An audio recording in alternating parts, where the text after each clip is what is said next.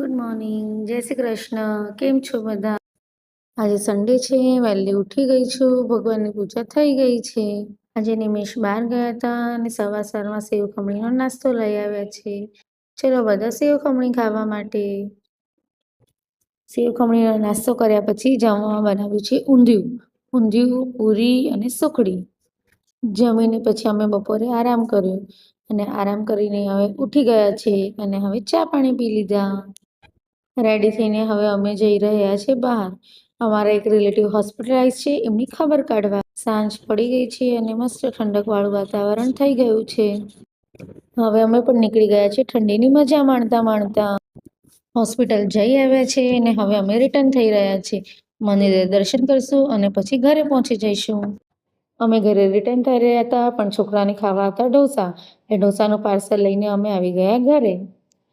અને ઘરે આવીને અમે ચારેવે ખાધા ઢોસા. આજનો દિવસ બહુ જ સારો ગયો છે. છોકરાઓ સાથે પણ બહુ મજા કરી અને બહાર જઈ આવ્યા. એટલે હવે થાકી ગયા છે. હવે મળશું કાલે સવારે. Bye bye, good night.